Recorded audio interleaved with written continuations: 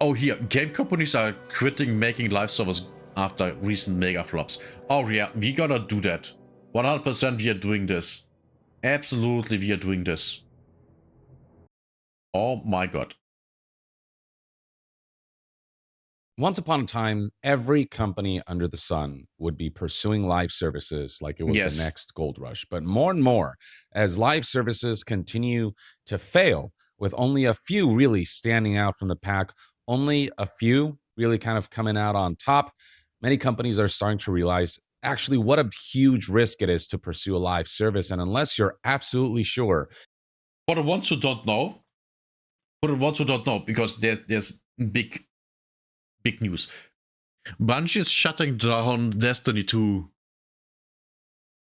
So they're shutting down Destiny 2 and Marathon. That's Marathon.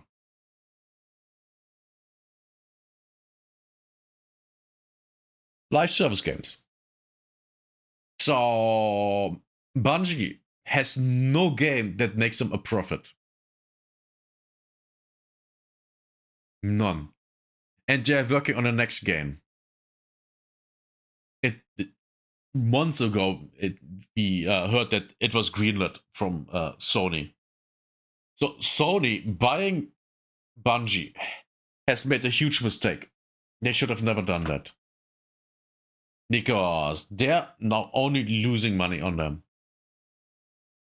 My guess would be that Sony lost on Bungie. I mean, for how much did they buy them? I think 3.7 billion. So, and all that money is just gone. There's no money coming in from Bungie and their products because they don't have anything. Oh, but Marathon, look at this game alone lost them over $200 million. This game alone.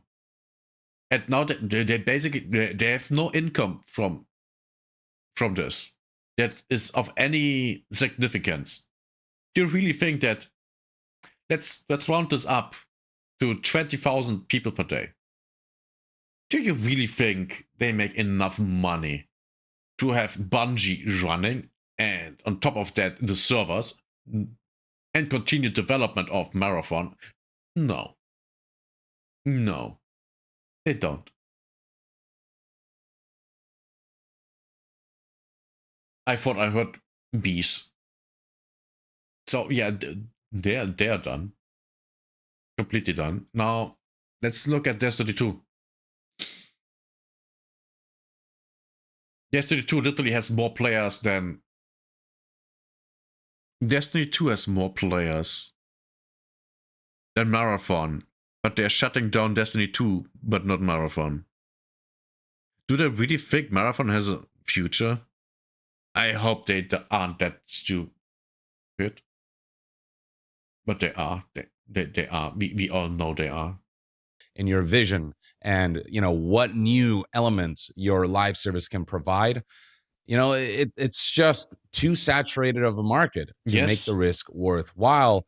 And so some companies are actually starting to pull away from live services and no longer seeing it as a gold mine, but rather as a massive gamble where, if it pays off, sure, you stand to make billions, but if it doesn't, you stand to sink in the hundreds of millions. And among Yes. It, I made a video about that. At least 50% of all live service games that came out since 2024 have failed. At least 50%. Even if a game is still around, that doesn't mean it didn't fail. It might make enough money to warrant the servers being up, maybe having a tiny team working on it, but even that is no. And games like Marathon, yeah, they totally are complete flops. They don't make enough money to warrant the massive teams that the massive studio that Bungie is costs way too much for the little amount of players they have in Marathon. They are done. One of those companies recently has been Sega. You may recall that once upon a time, they were all in on this idea called a super game. They were all into like NFTs and stuff with a super. Remember NFTs? The thing that never took off? Everyone was, oh yeah, NFTs are the future. And then 1 year later, everyone's NFT was worthless.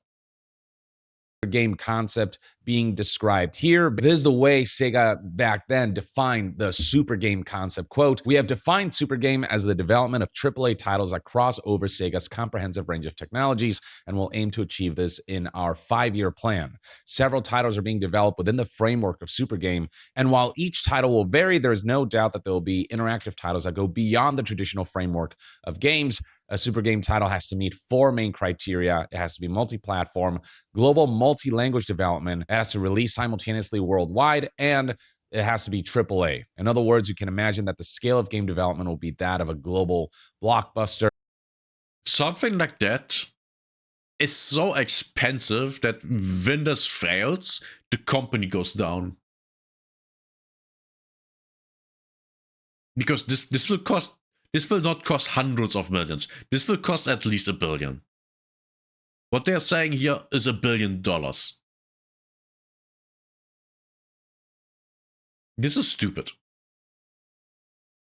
Just so you, for people that may not understand how, oh, $1 billion, and it's relativity.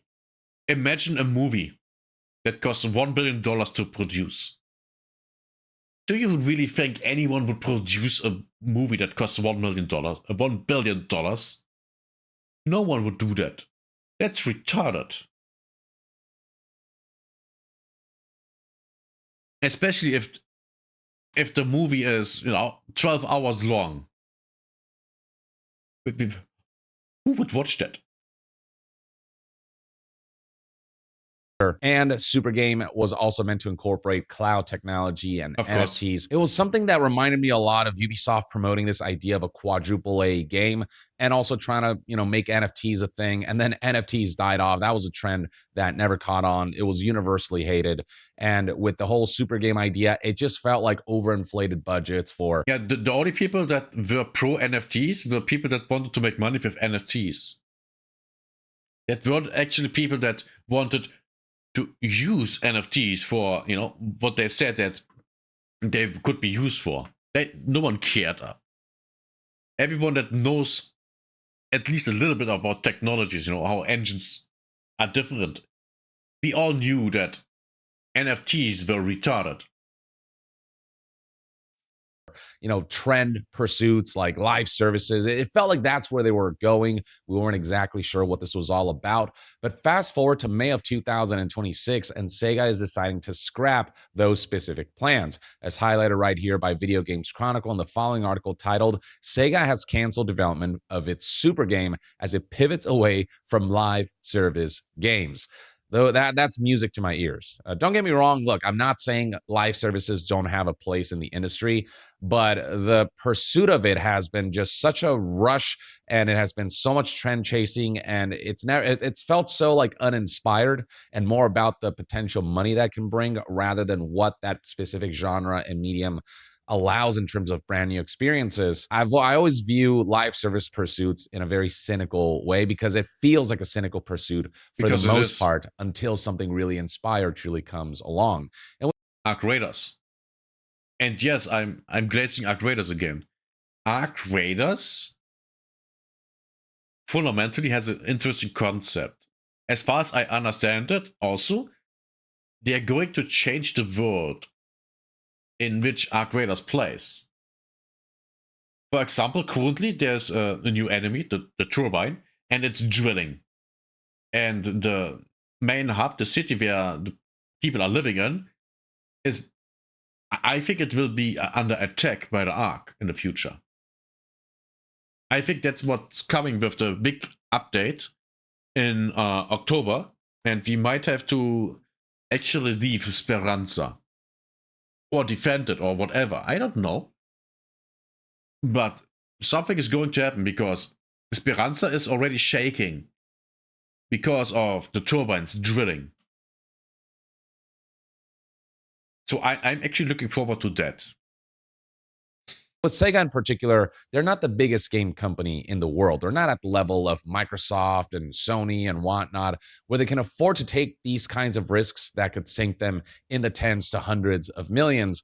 And so I think Sega, seeing the landscape of live services right now with how many massive flops we have seen, whether it's High Guard, whether it's currently like Bungie's own Marathon, which has not been doing particularly well among. And after he put out this video, I said earlier, Bungie announced that they are closing down Destiny 2. Many others over the last few years, I think it is smart for Sega to be like, why don't we just do what we're best at doing instead of trying to pivot into something that is incredibly risky and that, ultimately does not serve what Sega is best known for, which are those like really out there, high quality, single player campaign driven experiences that are like unique to Sega. Now, speaking of high quality, which is great. That's what people want. I mean, don't get me wrong, some live service games are great. Path of Exile 1 and 2. Live service works if the games fundamentally work in the frame of live service. ARPGs are a good example. You get new seeds with new content every couple of months. The players come back, they play it, and then they leave when they are bored or have done everything. And in between the leagues, the developers develop new content. That's how you do it. And with every new league, you bring out new cosmetics, which people buy, and that's where revenue comes from. Well, the revenue from GGG comes from there. It's very, very simple, and it can work if you have a development pipeline that supports it. Which a lot of the live service games, the developers don't seem to understand how live service actually works. Like with Marathon, not Marathon, High Guard. And instead of putting everything that they already have in the game on release, they published.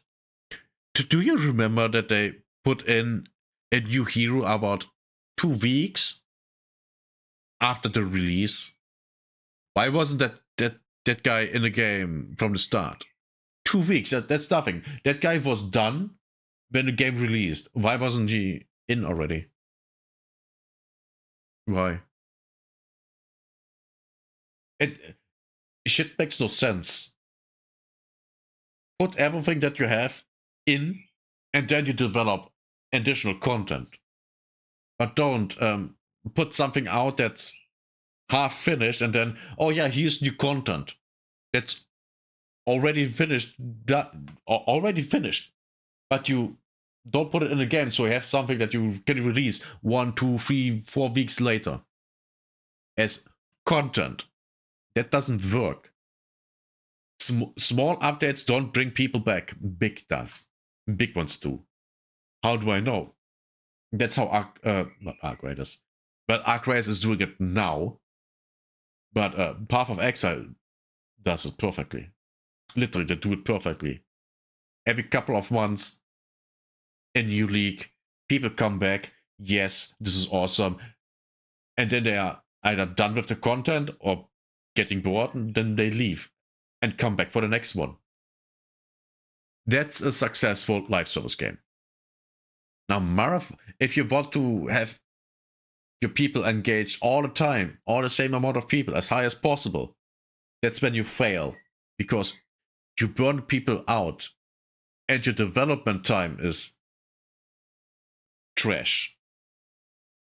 You can't do anything great because you don't have the time for doing anything great, because you have to bring something out next week. Oh yeah.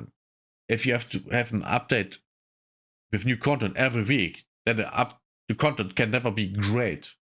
You can never have a lot of stuff coming out. And then everyone is disappointed by the tiny updates that barely do anything, which is a problem that our creators had.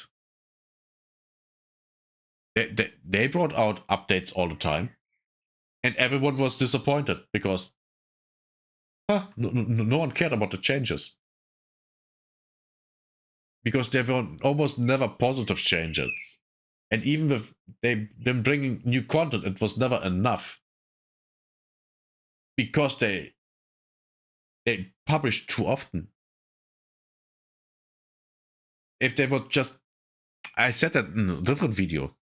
If MBAC would have put all the content that they have released this year into one update, that would have been great. That would have been greatly received. Could have been mostly bug-free, and everyone would have been excited about it. But they didn't do that. They did small updates, putting a little bit of stuff out there. And that disappointed everyone. It's very simple. Focus on the content, bring out a lot at one point, and then people enjoy that for a while until they are bored or done with it, and then they leave and they come back for the next big thing. Which is completely normal. It's fine. You will still make money.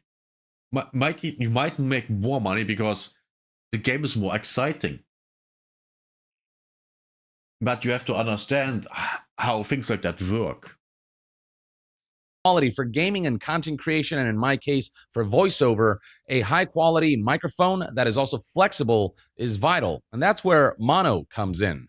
What I've got right here is the Mono PD100 wireless dynamic microphone. And as you can see right here, it is in fact fully wireless. Beyond your typical wired connection capabilities, this microphone also comes with this receiver that you can plug on any device you want to record audio on for low latency wireless audio recording. So I can plug the receiver to my phone, for example, and wirelessly record high quality audio that way. I can plug it into my PC and have a high quality wireless mic setup for gaming and content creation. And we're talking about 82 dB SNR broadcast level audio that eliminates static and background noise for clear, professional sounding audio, which is great for gaming, streaming, making videos like how I'm doing right now. Beyond the fact that it being wireless makes it super easy to plug and play and kind of take high quality audio on the go, what makes it even more possible is the 7-layer noise reduction and AI noise cancellation feature in particular that I think is pretty impressive. So here's what it sounds like without the noise cancellation turned on. You can see you can hear the clacking of this keyboard while I'm talking. Sure. But when the feature is turned on, you can see that I am clacking on the keyboard, but the only thing that really stands out is my voice, and the keyboard clacking, the background noise is completely drowned out. So you can get pretty... AMD, while we are at AMD again, has a feature, AI noise suppression. You can either use your CPU or your graphics card to do that. Works. I did that at the beginning of this year and last year. Used it, was fine. And then I stopped using it because it had problems with my processor. And then I just switched to just doing my microphone myself. Good sounding audio even in noisy or untreated rooms. And with features like the dual mode output, which allows you to output to both wired connection and wireless connection simultaneously, as well as the ability to use the Mono desktop app to customize things like EQ and its RGB lighting, you've got a microphone that also just offers a lot of flexibility. So if you're looking for a new microphone that will serve multiple needs with the convenience of plug and play simplicity with an affordable price point, the Mono PD100W is a fantastic choice, I think. And you can use my link in the description and comment section below to get yours today. Anyway, back to the news at hand, Sega and them pulling out of live services. So it reads right here that Sega has quietly confirmed the cancellation of this super game concept in a slide detailing a review of its live service efforts, which highlights that super game on some level, as it was being conceptualized, was meant to imbue a lot of live service elements in these like big, massive AAA games that are supposed to be at a blockbuster level of investment. A big part of why I don't even know why game developers would use the term blockbuster. That's literally from movies. When, back in the day, a movie comes out, it's a blockbuster. What does that mean? That everyone goes and watches that that movie. That literally the entire block is empty, void of people because they're all gone. They're all gone watching the movie. That's what that is coming from. So why would you do that for a game? Uh, Man, yeah, maybe they are talking about, oh, as a measurement of success. I don't know, but it's stupid. Why Sega's backpedaled away from live service endeavors is because their live service releases have not gone down well, with the weak performance of titles like Sonic Rumble Party, as well as their acquisition of Angry Birds creator Rovio back in 2023 not having gone down well. Once upon a time, Angry Birds was the big shit, but its sales have declined significantly recently. Sega said it is lowering the priority of free-to-play games in the immediate future. Once again, music to my ears. The thing about free to play games is it often comes with so many compromises and sacrifices. Because you have to make it free, you have to implement the monetization systems within the game Exactly. design itself, which in turn compromises the game design because it's not about making the most fun game. It's about making a game that engages players enough, but ultimately like strong arms them into spending money in order to justify the fact that the game is free and has recurrent costs associated with it being a live service. But with the recent failures surrounding some of Sega's recent acquisitions, as well as free-to-play releases, they're saying, let's not do that because what's worked for them are those premium price games that are just games in their own right with no monetization or, nothing at the level of what we see in, like pure live services. They do add some microtransactions in some of their single-player releases. And, some of that stuff I'm not a big fan of. But generally, they've been best known for those like, iconic IPs that they have, held true to.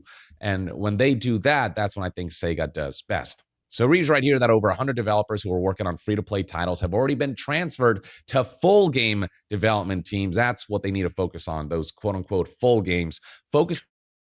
Oh, this is great. A revival for Golden Axe, which is an old series about basically a barbarian. Street of Rage.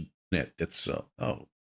I actually kind of looking forward to at least Golden Axe because playing a game where I can play a half-naked barbarian woman or a dude, that's always cool. On mainstay IPs, according to the company. Again, music to my ears, and I think a very positive pivot. Planned revivals include, Crazy Taxi, Jet Set Radio, Golden Axe, and Streets of Rage. All those remain in production. And there's actually a slide from Sega's presentation that highlights some of their marquee upcoming releases. And all this stuff, I think, is gold. I mean, Stranger Than Heaven looks freaking sick. We recently learned it's actually like a Yakuza prequel and the origin story of the Tojo clan. Persona 4 Revival, I think that's a phenomenal game that I think a lot of people are looking forward to being modernized. Total War Warhammer 40K. Warhammer 40K is more popular than ever. Tons of people have been requesting a Total War game in this particular setting. We're finally getting that. New Virtual Fighter game could be really sick. And I mean, these are all beloved IPs whose revivals are being celebrated. This is the right direction. Forget about all this super game bullshit and all the NFT bullshit. Focus on the core thing that made you who you are, right? And so the fact that once upon a time they were talking about a super game and how that involves the concept of a game that stands head and shoulders above normal games. Again, very much the same talking here for quadruple A games. The fact that we're pivoting away from that and the fact that they're recognizing the volatile standing above normal games. Yeah, that's I don't even like the sound of that. Market that is games as a service titles, with recent flops like High Guard highlighting that no matter how much attention you get, it doesn't guarantee that people will stay. There are already so many live services out there with how saturated the market is that people can only pick one or two that they really stick with and spend a lot of time and money on. And pulling people away from the de facto live services now is incredibly difficult. The recognition of all of that is, I think, something that Sega was smart in doing and something that I think a lot more companies should be taking very seriously. Yeah, for example, I'm playing 3 live service games. Arc Raiders, Path XL1, Path XL2. 3 live service games. That's a lot of time investment. A lot of time investment. So How many more do you want me to play? 4, 5, 6? Do you want me to play 6 live service games and spend money on all of them? That's insane. That's stupid. I'm not going to do that. And now imagine you're being married and have children. You don't have time for that shit. You just have no time. The money isn't, don't even care about the money. Just time wise, you don't have the time. You don't have the time to play all these live service games, and there's just so many players on planet. It would be something different if we had positive birth rates. Then yeah, okay, sure, there are new people coming into gaming all the time, sure, but you don't have that. So the market for games is not actually going to grow. Just saying. Just saying.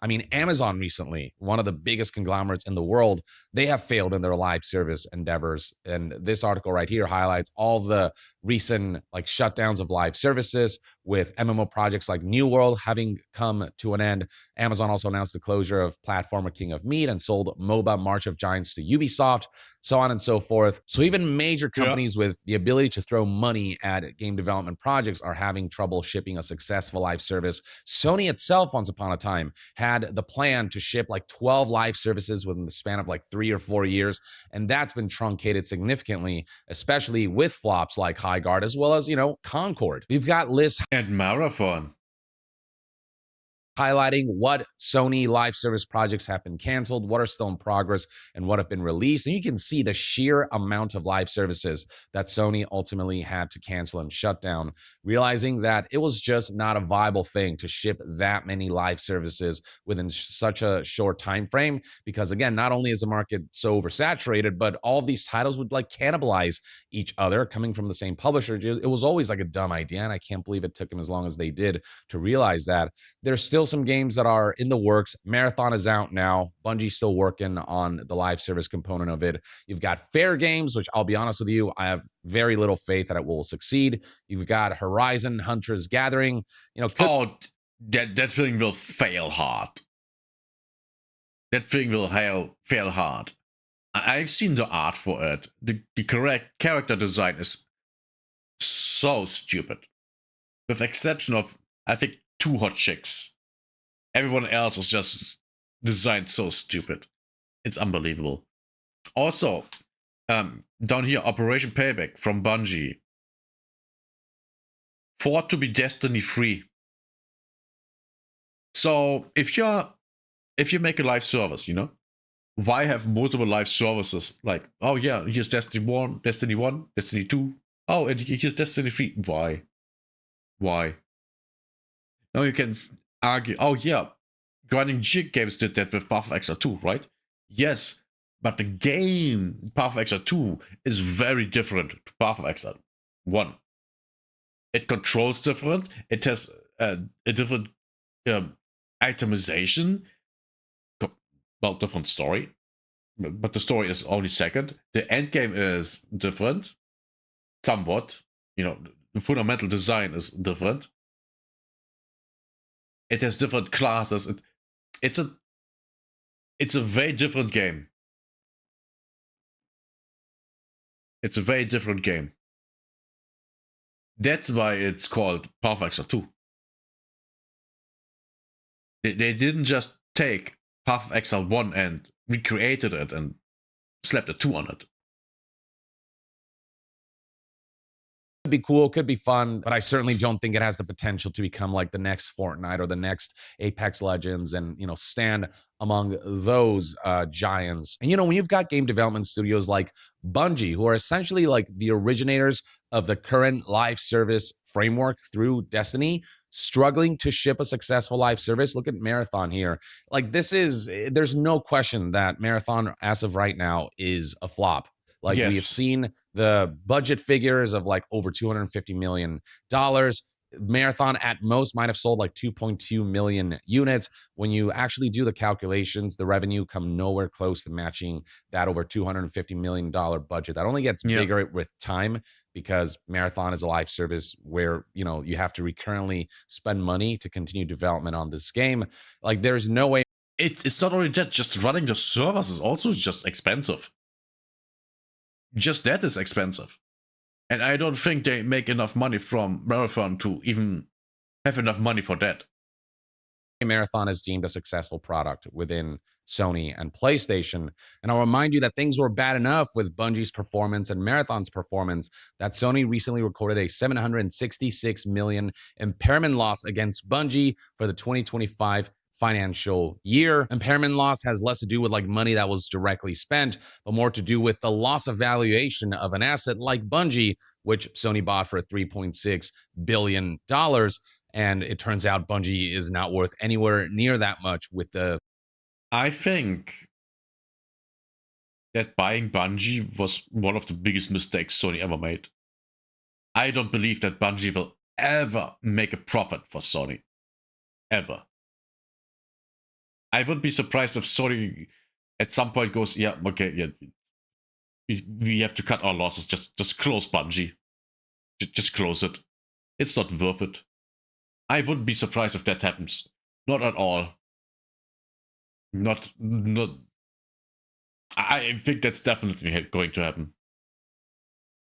Unless that next game makes, I don't know, 5 to 10 billion bucks, which it won't. I don't believe that for a second. I think Bungie has shown that they lack the competence to make a game that actually can succeed at this point. I think they don't have what it takes anymore.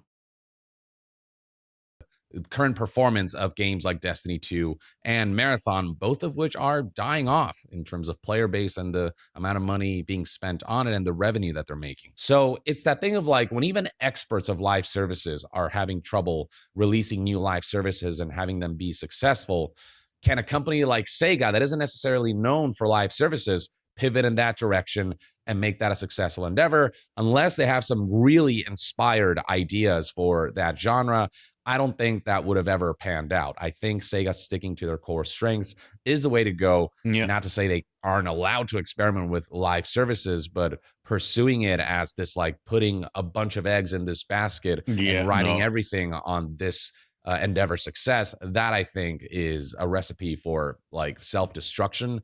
And Sega's pivot away from that, I think, was the smart move to make.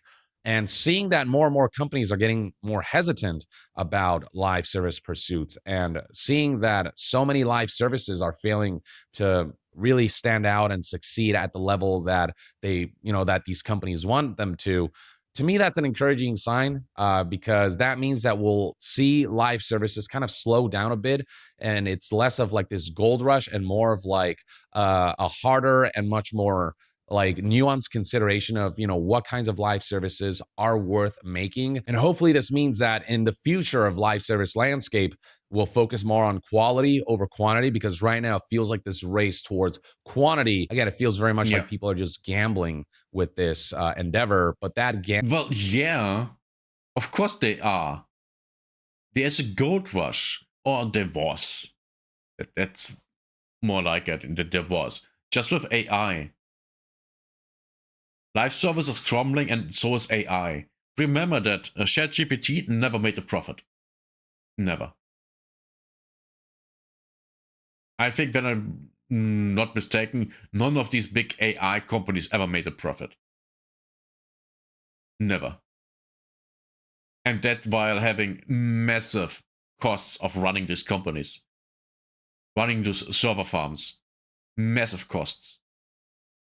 Gamble is becoming less and less in the favor of companies who pursue this genre, because the saturation of the market makes it less and less likely that your live service will stand out. You've got to have something truly special and truly unique But a lot of live services, it feels like they're just kind of chasing what's already popular rather than establishing new popular things. I think another company that's been crushing it, that's been just doing what they do best instead of trying to chase these, potential heavily monetizable trends is Capcom, who have been seeing a great year. And they too are, not necessarily the biggest company in the world, but I feel like it's a company that understands it doesn't need to be the biggest company in the world. Of It course just not. needs to do what it does well. They just have to continue doing what they do best. And in the long term, they will see, I think, just steady growth as their IPs gain more just general popularity, as people like expect consistent quality with the franchises that Capcom is helping. Yeah, make a good game, advertise it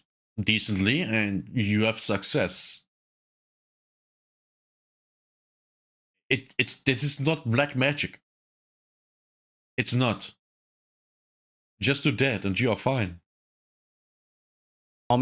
And thankfully, Capcom recently talked about some of the franchises that they want to grow, and the fact that they're listing some of these beloved ones and putting a focus on them, and not doing bullshit live services and not making that the focus, at least, and thinking about growing IPs like Mega Man and Devil May Cry and Onimusha and Dead Rising, Ace Attorney, Dragon's Dogma, Okami, all beloved IPs that you wouldn't necessarily associate with live services. That pursuit is kind of more of what I want to see from game companies who have a history of like what people really love about what those companies do. So I feel like So what they also can do is take the old games that don't run anymore on any hardware, because the hardware doesn't exist anymore, and make them run on modern hardware and re-release them in a pack that's not costing a lot.